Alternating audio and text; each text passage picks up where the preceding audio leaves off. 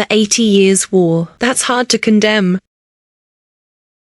The 80 Years' War, from 1568 to 1648, was a long, bloody conflict. It was between the 17 provinces of the Netherlands and the ruling Kingdom of Spain. This war began with religious conflicts like the Beeldenstorm. Violence, looting, burning, killing followed. It gradually evolved into a war for national independence. The continuous warfare lasted 80 years. It brought deep suffering to people in the war zones. It truly aroused divine wrath. Its very nature must be condemned. The Beeldenstorm. Calvinism, a rising star of the Reformation movement, has been controversial. Since its birth, it has faced much criticism. This came from Catholics, other Protestant sects, and even secular realms. Its core doctrines drew many complaints. The Beeldenstorm is like two people arguing. One says, Jesus liked sweet cookies. The other says, Jesus liked salty cookies. In fact, the Bible does not clearly record such trivial matters. Yet, they became hostile to the death. No, not their own lives, but others' lives. This sweet cookie, salty cookie theory is undoubtedly anti-Christian behavior. They use Christ's name to do anti-Christ deeds. There's a Chinese proverb that says, a big forest has all kinds of birds. A large crowd has all kinds of people. Any society will always have some congenital rebels. They fear nothing but peace. Such people may not believe in any specific ideology. They believe that as long as they can smash, grab, and loot, it's a good ideology. So, the Beeldenstorm rioters were certainly not good people. Decent people would never act wantonly in troubled times. Creating trivial excuses to whitewash brutal acts is a common tactic of evil forces. Those excuses are just superficial. Hidden behind them are deeper, more evil motives. These are nothing more than greed, power, hatred, prejudice, and terror. The Low Countries were a hard-hit area of the Beeldenstorm. Even the Lutherans, also part of the Reformation, couldn't stand it. Habsburg Netherlands territory. The Low Countries region, at the start of the 80 Years' War, was part of the Holy Roman Empire. At that time, the Dutch region geographically covered most of present-day Netherlands, Belgium, and Luxembourg. It also included some provinces in northern France. The Dutch dislike being called Holland. This is because Holland is just a regional name. It cannot represent the entire country. Netherlands is its official national name. Netherlands originally means low-lying lands. The Dutch called themselves lowlanders. Most of their land is low-lying. 1/3 of the country's land is below sea level. Even the parts above sea level have an average elevation of less than 1 meter. The Dutch have fought the sea for generations. They built dikes and sluices. They used windmills and modern pumping systems. They drained water from reclaimed areas. They took land from the sea and lakes. This formed many polders. These reclaimed lands further intensified their low-lying nature. The Netherlands is located at the mouths of the Rhine, Meuse, and Scheldt rivers. These rivers bring vast amounts of sediment downstream. This forms extensive delta regions. The terrain is also relatively flat. The Netherlands was not a Spanish colony. It was legally inherited by the Habsburg family through marriage. The Habsburg family was the strongest emperor specialist during the Holy Roman Empire. They held the throne for a full 600 years. Therefore, some say the Habsburg family was good at marriage but bad at war. In 1519, when Charles V of the Habsburg family was crowned Holy Roman Emperor and King of Spain, the Dutch region came under his rule. In 1555, he passed these territories to his son, Philip II. Philip II inherited his father's anti-Protestant, heretical views. His core goal was to curb the growth of Protestantism in his territories. This would ensure all subjects remained loyal to the Catholic Church. To this end, he continued to enforce the blood placet issued by his father in 1550.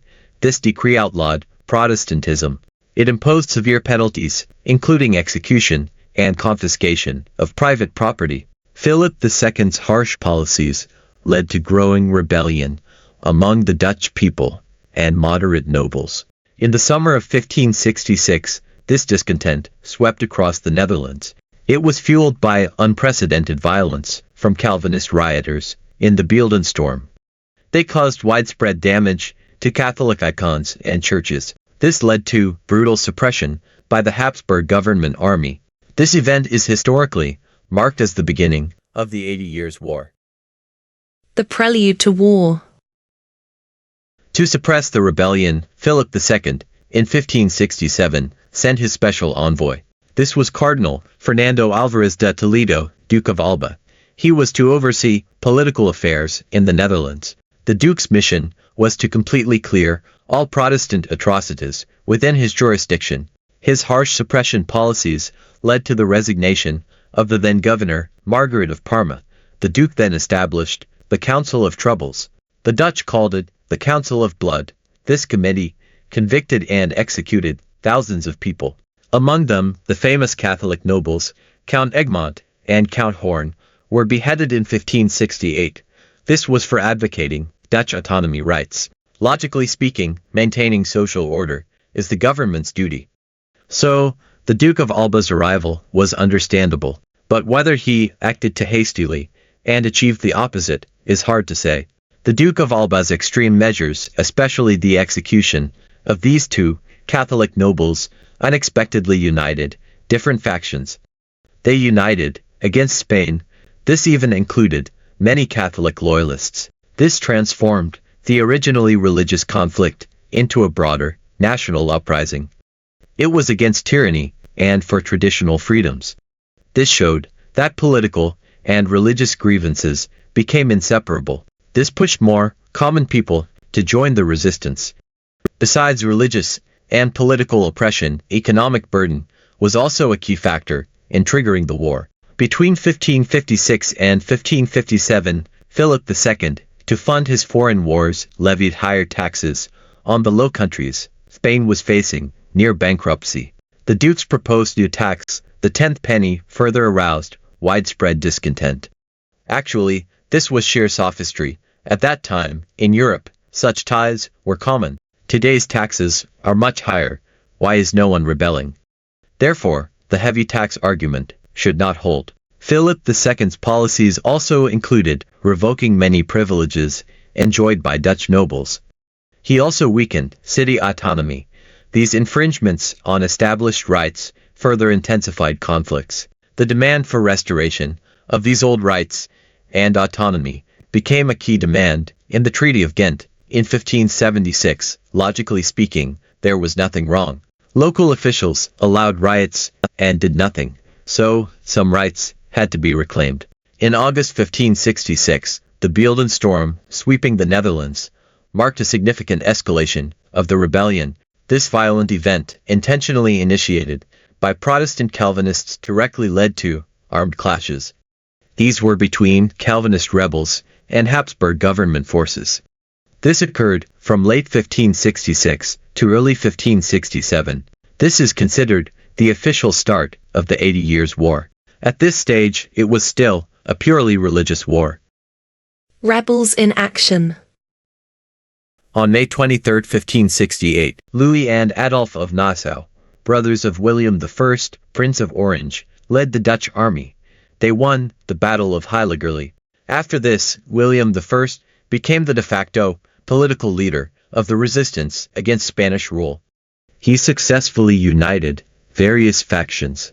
These included the Calvinist Jews and beggars. They all fought against Spanish authority. In 1572, William I's mercenary armies invaded Dutch provinces twice. Both attempts were unsuccessful. However, that same year, independent privateers, known as the Sea Beggars, successfully captured the northern Dutch ports. These were Brill and Vlissingen. They established Protestant strongholds. This encouraged other northern cities to declare support for William I. This was not just a military victory, it was a strategic turning point. Before this, the Duke of Alba had largely suppressed the rebellion across the Netherlands. However, the Sea Beggars' success provided a tangible base for Protestants. It encouraged a wider rebellion in the north. This showed that local actions by seemingly irregular forces could ignite a larger, bloody uprising. This was in the context of existing widespread excitement. It turned the tide. It demonstrated Spanish control was not absolute. It offered hope for the Protestant cause. It fundamentally changed the war's trajectory from suppression to resurgence. In the early stages of the war, the Dutch resistance achieved brief unity, but deep-seated religious divisions eventually led to the alliance's collapse. This resulted in the North-South division of the Netherlands. Although the resistance was in disarray, fortunately, luck was on their side. The war was almost won without fighting. Spain declared bankruptcy. Division and alliance. In 1575, Spain declared bankruptcy. This led to a large-scale mutiny by its army. They were long unpaid. This culminated in the horrific Spanish fury. In November 1576, Antwerp in the Netherlands was brutally sacked. About 8,000 people lost their lives. Facing this atrocity by the Spanish army, all provinces except Luxembourg formed the alliance of the Pacification of Ghent. This was in November 1576. This alliance aimed to jointly resist the king's rule. They demanded Spain withdraw foreign troops. They sought the restoration of local rights and autonomy. Initially, the treaty also sought religious peace. It agreed to maintain Catholic faith in all provinces. This represented a crucial moment of unity. Political discontent temporarily overcame religious differences. It united Catholic and Protestant provinces against Spain, their common enemy. It seems the West also follows the principle of long united, must divide. Long divided, must unite. Anti-Habsburg sentiment across religions became a consensus. Even in the later stages of the 30 Years' War, Catholic France allied with its old enemy, Protestant powers. They attacked the Habsburg Emperor of the Holy Roman Empire court. So, if the Habsburgs' luck had run out beyond redemption, they could only lament. However, once the Habsburgs, this common enemy, disappeared, the alliance would inevitably collapse. Indeed, this widespread rebellion could not last. Internal conflicts led to the alliance's disintegration. Radical Calvinists seized power in cities like Ghent. They began persecuting Catholics. This alienated many Catholic allies who had supported the resistance. This religious and political division ultimately led to the collapse of the United Front. On January 6, 1579, the Catholic Walloon provinces Hainaut, Artois, and Douai signed the Union of Arras. They reconciled with the Spanish government. They reasserted their loyalty to Catholicism. In response, most other Dutch-speaking and Protestant-leaning provinces including Flanders, Friesland, Holland, Utrecht, and Zeeland formed the Union of Utrecht. This was on January 23, 1579. This alliance reaffirmed its commitment to the pacification of Ghent. It formed a closer military alliance against Spain, the secession of the Catholic Walloon provinces, and the formation of the Union of Arras, followed by the Union of Utrecht, marked the permanent religious division of the Low Countries. This was not only a political split, it was a religious schism. It directly shaped the future North-South divide of the Netherlands. The initial unity, formed by common opposition to Spain's pacification of Ghent, was fragile. Religious radicalization within the rebel camp, Calvinist persecution of Catholics, ultimately undermined this unity. This shows that although the war began with widespread opposition to Spanish policies, the religious dimension ultimately became the main factor. It determined internal alliances and the final geopolitical division of the Netherlands. Failure to maintain religious peace within the rebellion directly led to the permanent separation of the Northern Protestant and Southern Catholic Netherlands. This was a fundamental outcome of the war. The Union of Utrecht became the fundamental law of the United Provinces. This alliance passed the Act of Abjuration on July 26, 1581.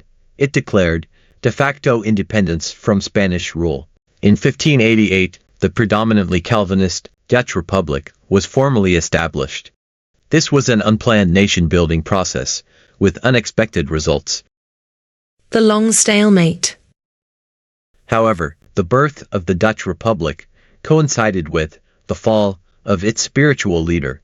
In 1580, William I of the Netherlands was declared outlawed by Philip II of Spain.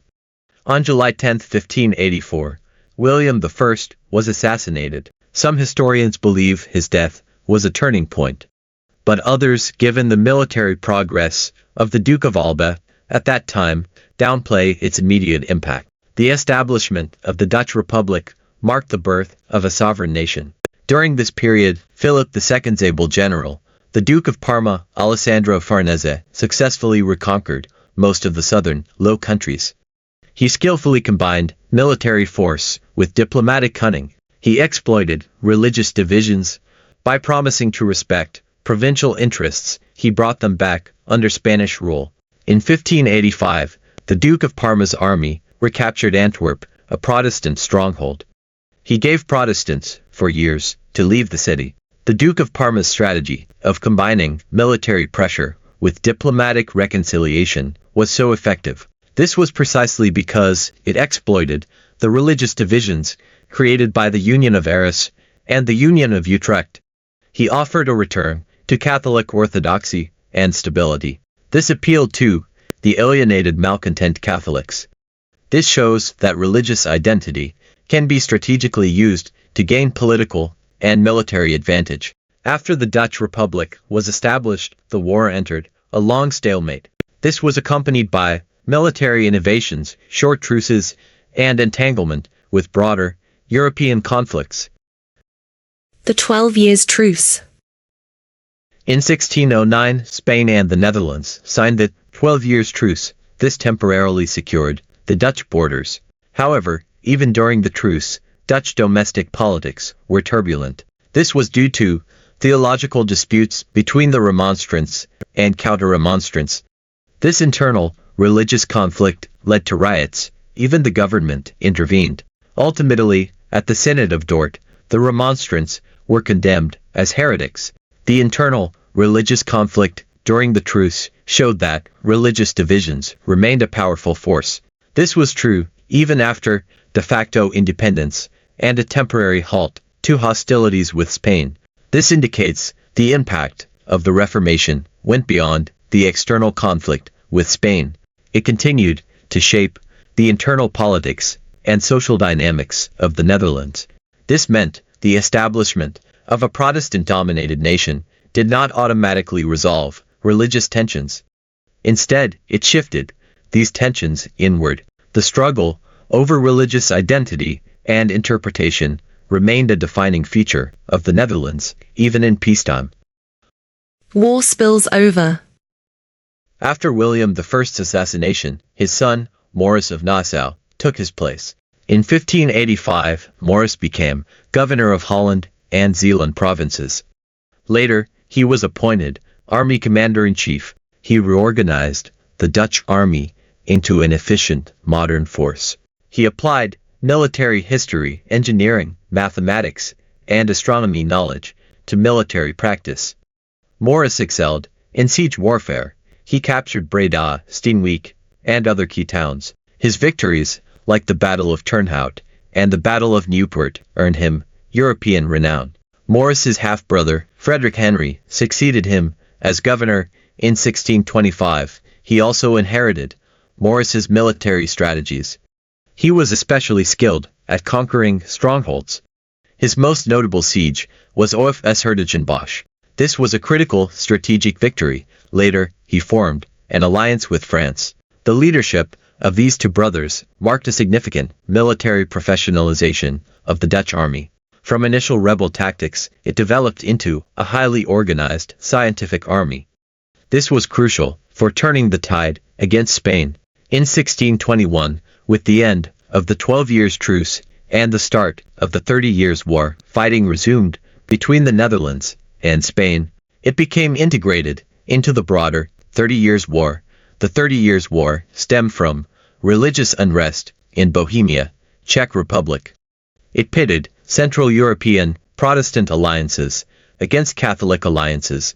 This provided a broader European context for the ongoing conflict in the Low Countries. The 80 Years' War re-erupted as part of the 30 Years' War. This highlighted the interconnectedness of 17th century European religious and political conflicts. The Dutch struggle for independence was initially local, but it eventually became a battleground for Catholic and Protestant powers. This struggle spanned the European continent. It demonstrated the further escalation and spillover of the Reformation. It gradually transcended national borders. This created a massive conflict that shaped Europe's geopolitical landscape. The war's end. Meanwhile, the Spanish Empire itself faced multiple challenges. It was simultaneously at war with England and France. It also declared bankruptcy multiple times. Furthermore, Spain also saw new wars erupt in Portugal and Catalonia. This diverted its military resources. These factors together led to the decline of the Spanish Empire. The 80 Years' War ultimately concluded with the independence of the Dutch Republic. The Treaty of Munster, signed on January 30, 1648, officially ended the 80 Years' War. This treaty formally recognized the Dutch Republic's independence from Spain. Notably, the Treaty of Munster was negotiated concurrently with the Treaty of Westphalia, but it was not a component of it. The latter ended the 30 Years' War in European religious circles. The war's end marked the rise of the Dutch Republic. It quickly became a major European power.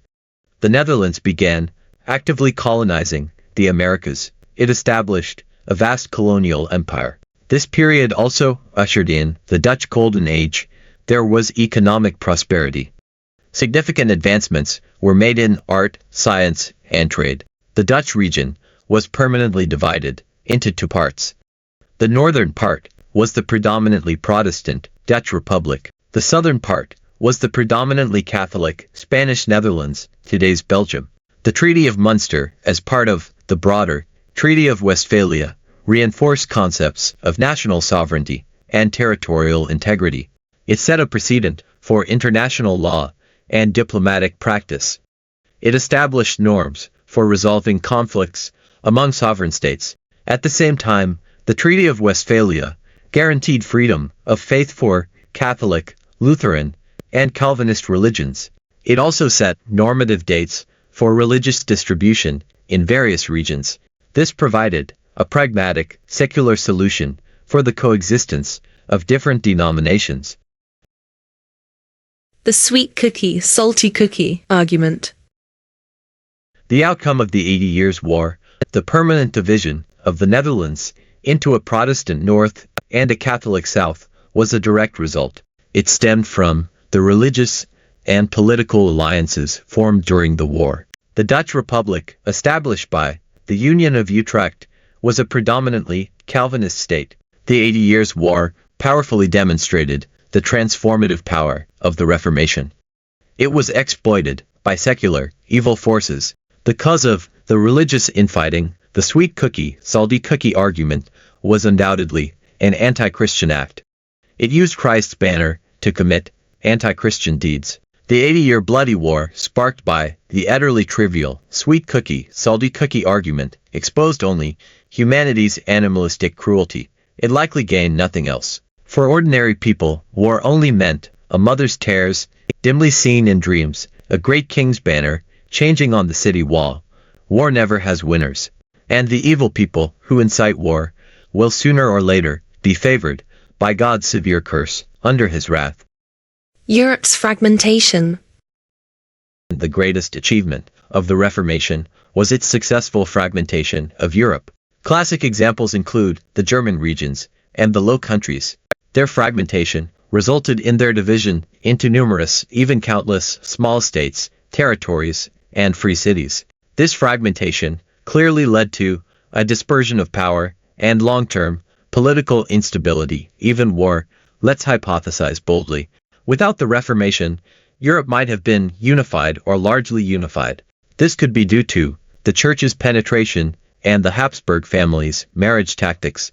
The Habsburg family is indeed famous for its well-known motto, "Let others wage war, happy Austria, marry. Through a series of successful political marriages, they greatly expanded their family's sphere of influence. They acquired inheritances, including Spain, Burgundy, which included the rich Low Countries, Bohemia, and Hungary. Even without unifying Europe, the Habsburg family was a formidable presence. It was not only Europe's largest political entity but also held numerous colonies worldwide. That's why it called itself a sun never sets empire. The Low Countries, since the Middle Ages, have been among Europe's most developed economic regions. They boasted prosperous commerce and strong traditions of self-governance. Each province and city had its own privileges and assemblies. The development of Protestantism directly caused unrest, disturbances, and riots. Local governments also failed to control them. Consequently, the centralized Spanish government had to revoke certain local authorities. It had to directly intervene to quell the chaos. The Low Countries are equivalent to today's Netherlands, Belgium, Luxembourg, and parts of northern France. Its fragmentation was caused by the 80 Years' War. This led to permanent division. The consequence of fragmentation is still the dispersion of power. For example, the Low Countries had almost no presence in the two world wars. This is because, after fragmentation, their respective strengths were too weak to be negligible. The Fatima Code. The apparitions of Our Lady of Fatima refer to the events of 1917. The Virgin Mary appeared to 3 Catholic shepherd children in Fatima, Portugal. Their names were Lucia, Francisco, and Jacinta. During these apparitions, lasting almost half a year, the Virgin Mary delivered 3 secrets. The second secret mentioned the end of World War I. It also prophesied a more severe punishment if humanity did not stop persecuting God. An excerpt reads, "But if people do not cease to offend God, a worse war will break out during the pontificate of Pius XI." The conclusion from this idea is that both world wars happened because humanity angered God. Looking at history, it's clear the most severe event that angered God was the Reformation. This movement caused violent smashing, grabbing, burning, and killing. It also caused iconoclasm. It's not hard to imagine anyone in God's role would be furious, especially the religious division caused by the Reformation. Different factions argued daily and fought physically. This was all over the sweet cookie, salty cookie argument. Many people fell into religious confusion and a crisis of faith. Consequently, many left the schismatic churches. They either converted to the Orthodox Church or completely abandoned faith. Today, the number of non-religious people continues to grow. The Reformation should be held responsible for this. Modern people are highly educated. They have strong self-judgment skills and are very opinionated. Due to the overwhelming amount of online information, they are no longer easily deceived, as in the past. Therefore, the propaganda effect of schismatic religions will be greatly diminished. According to current trends, the first denomination to disappear will likely be the Church of England, also known as the Anglican Church. This is because its historical origin is the most disreputable. Historical reflections. Today, when people talk about the Netherlands, they no longer praise windmills, cheese, or tulips. Instead, they mention the world's most explicit red light district. Is this cultural decadence a genetic inheritance of the 80 Years' War's depressive mood? It's hard to say who was the victor of the 80 Years' War. The current situation makes it clear. According to the latest statistics, the religious composition of the 3 Low Countries, the Netherlands, Belgium, and Luxembourg, is as follows. Netherlands, Catholic, 18.2%, Protestant, 13.2%. No religion, 56% to 57.2%. Belgium, Catholic, 44%. Protestant, 1%. No religion, approximately 41%. Luxembourg, Catholic, 87%. Protestant, 1.2%. This statistical result shows that within the Christian faith of the Low Countries, Catholicism still holds an overwhelming advantage over Protestantism. Furthermore, Protestant here includes many independent and even hostile factions. So, The original Calvinist heirs who initiated the 80 Years' War catastrophe are likely very few now. If they had known this, why did they start it? This 80-year catastrophe, along with the 30 Years' War, is destined to incur divine wrath. This is because schism tore the body of Christ. It caused immense and prolonged suffering for the people. But at the same time, they unexpectedly fragmented Europe. This prevented one world power from becoming too dominant. Consider it a form of atonement. The so-called divine wrath will probably be slightly discounted because of this.